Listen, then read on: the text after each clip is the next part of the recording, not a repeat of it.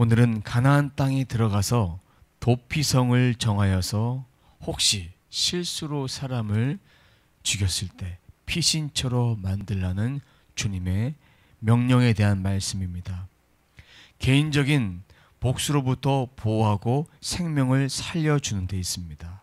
도피성은 11절 말씀처럼 너희를 위하여 모든 백성을 위해서 도피성이 있는데 그 도피성은 총 6군데가 있습니다.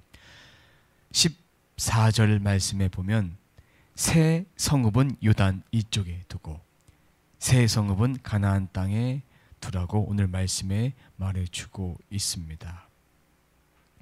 그러면 너희가 줄 성읍이라는 것은 레위 사람들에게 줄 성읍입니다.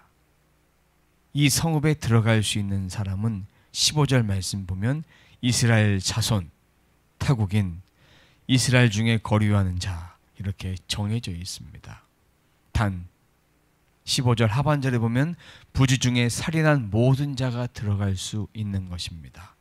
고의적으로 살인한 자는 그곳에 들어갈 수 없고 죽음을 면할 길이 없다는 것입니다. 16절 말씀 보면 철 연장으로, 17절 사람을 죽일 만한 돌로, 18절 사람을 죽일 만한 나무 연장으로. 이때는 반드시 죽이라고 했습니다. 이때는 살인죄가 성립되지 않습니다. 고의적으로 죽였을 때는 공의로 심판하기 때문에 이것은 죄가 아니라는 것이죠. 하나님은 그만큼 죄를 멀리하는 분이십니다. 그리고 20절 말씀 보면 만일 미워하는 까닭에 밀쳐 죽이거나 기회를 엿보아 무엇을 던져 죽이거나, 이때도 마찬가지로 21절도 아기를 가지고 손으로 쳐 죽이면 이때도 마찬가지로 다 죽음을 면할 길이 없습니다. 하지만 보복하는 자는 정해져 있습니다. 죽은 사람의 친척.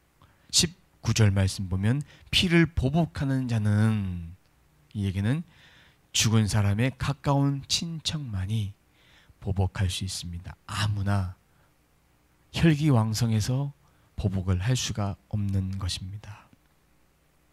그런데 19절 말씀 좀 잘 읽어보면 피를 보복하는 자는 그 살인한 자를 자신이 죽일 것이니 그를 만나면 죽일 것이요. 21절 하반절입니다. 피를 보복하는 자는 살인자를 만나면 죽일 것이니라.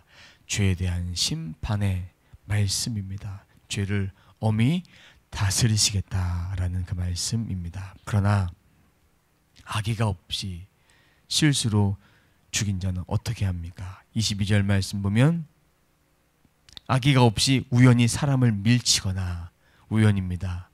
부지 중에 기회를 엿봄이 없이 무엇을 던지거나, 23절 보지 못하고 사람을 죽일 만한 돌을 던져서 죽였을 때, 그럴 의도가 없이 사람에게 그렇게 했을 때를 말하는 것입니다.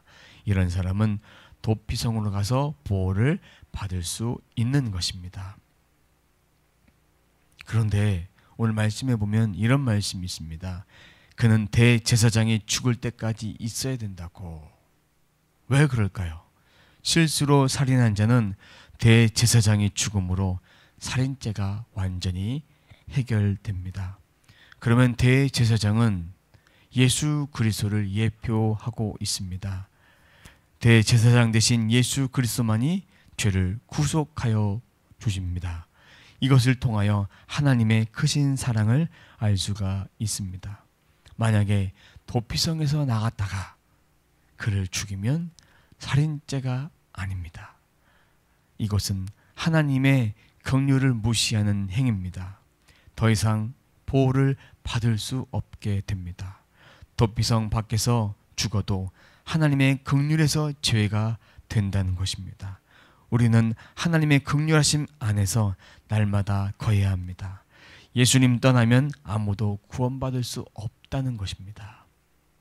31절 32절 말씀 보면 고의로 살인죄를 범한 살인자는 생명의 속전을 받지 말고 반드시 죽일 것이며, 32절 또 도피성에 피한 자는 대제사장이 죽기 전에는 속전을 받고 그의 땅으로 돌아가 거주하게 하지 말 것이니라.